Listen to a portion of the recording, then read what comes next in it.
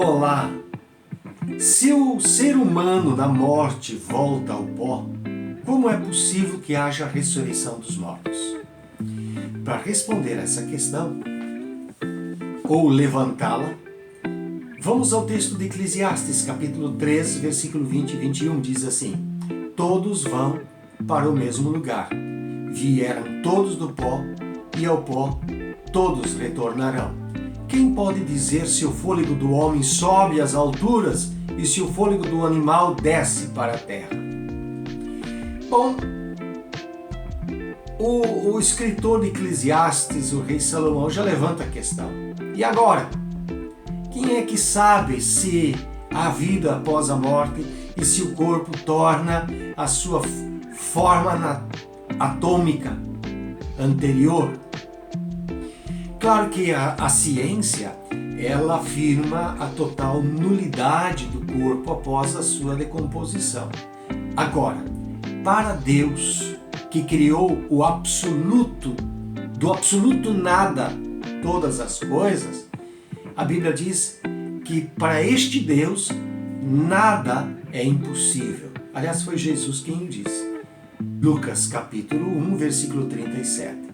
Então a ressurreição dos mortos, com indubitabilidade, ela não pode ser explicada racionalmente. Tanto que Paulo escreve ao 2 Coríntios capítulo 5, versículo 6 a 9, temos sempre confiança e sabemos que, enquanto estamos no corpo, estamos longe do Senhor, porque vivemos por fé e não pelo que vemos. Temos, pois, confiança e preferimos estar ausentes do corpo e habitar com o Senhor. Por isso, temos o propósito de lhe agradar, quer estejamos no corpo, quer o deixemos. A ressurreição dos mortos, ela está descrita na Bíblia, especialmente em 1 Tessalonicenses capítulo 4, versículo 17. E ela ocorre assim que houver o arrebatamento da igreja ou dos seguidores de Jesus por ocasião da sua segunda vinda. Veja lá em 1 Tessalonicenses capítulo 4, versículo 17. Paulo fala de uma palavra grega para arrebatar, que é harpazo, que significa arrancar ou tomar para si. Diz ele em 1 Tessalonicenses, capítulo 4, versículo 16 e 17. O seguinte: porque o mesmo Senhor descerá do céu com alarido e com voz de arcanjo e com a trombeta de Deus. E os que morreram em Cristo ressuscitarão primeiro. Depois nós, os que ficarmos vivos, seremos arrebatados juntamente com ele nas nuvens, a encontrar o Senhor nos ares, e assim estaremos sempre com o Senhor. Então, o arrebatamento, que também é descrito em 1 Coríntios capítulo 15, versículo 50 e em diante, e Jesus o menciona em Mateus capítulo 25, versículo 13, é um evento que acontecerá num dia não esperado, de modo surpreendente e desavisado, iniciando, claro, como num piscar de olhos ou como o raio em seu lampejo. Então, desse modo inusitado, extraordinário, acontece a ressurreição. Primeiro dos crentes que já morreram. Quando eu falo da palavra crentes, entenda que não estou falando de um grupo sectário ou de uma igreja específica ou de uma nomenclatura, mas de crédulos em Jesus Cristo que independe de qualquer religião nesse caso. São pessoas que reconhecem a Jesus Cristo como Senhor de suas vidas e o amam, e o obedecem, e o seguem e fazem dele o seu referencial de vida.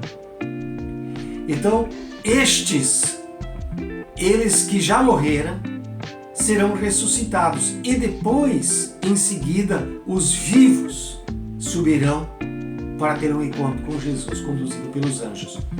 E a todos eles, mortos e vivos, serão dados corpos glorificados. Paulo escreve em 1 Coríntios, capítulo 1, versículos 51 e 52.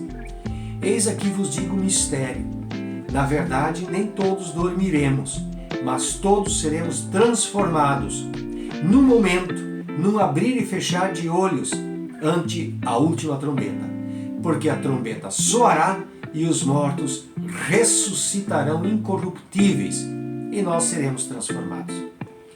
Jesus fala minuciosamente a respeito desse evento. Ele fala lá em Lucas, no capítulo 17, versículo 24 a 36. Ele diz assim: pois o Filho do Homem, no seu dia, será como o relâmpago, cujo brilho vai de uma extremidade à outra do céu. Mais adiante. Assim como foi nos dias de Noé, também será nos dias do Filho do Homem. O povo vivia comendo, bebendo, casando-se, sendo dado em casamento, até o dia em que Noé entrou na arca. Então veio o dilúvio e os destruiu a todos. Aconteceu a mesma coisa nos dias de Ló. O povo estava comendo e bebendo, comprando e vendendo, plantando e construindo, mas no dia em que Ló saiu de Sodoma, choveu fogo e enxofre do céu e os destruiu a todos. Acontecerá exatamente assim no dia em que o Filho do Homem for revelado. E Jesus continua: eu lhes digo, naquela noite 2 pessoas estarão numa cama, uma será tirada e a outra deixada. 2 mulheres estarão moendo trigo juntas, uma será tirada e a outra deixada. 2 pessoas estarão no campo, uma será tirada e a outra deixada. Claro que há linhas de pensamento dentro da teologia que divergem entre si quanto ao momento em que a ressurreição ocorrerá, e essas linhas são chamadas de pré-tribulacionistas, mesotribulacionistas e pós-tribulacionistas, ou seja, que haverá uma grande tribulação na terra e o arrebatar da igreja pode acontecer antes dessa tribulação, que é o pré-tribulacionismo, durante, que é o meso, ou o pós-tribulacionismo, que é no fim dessa grande tribulação. Mas o que importa aqui, nesse momento, é que o fato acontecerá e nós faremos parte dele. Diz Paulo em 1 Tessalonicenses 4,17 que assim estaremos para sempre com o Senhor. Portanto, consolem-se uns aos outros com essa palavra. Embora a ciência, embora o incrédulo possa descrer e possa se contrapor a esse conceito, ele é bíblico. O pó do corpo humano será refeito e glorificado e habitará para sempre com o Senhor. Deus te abençoe grandemente.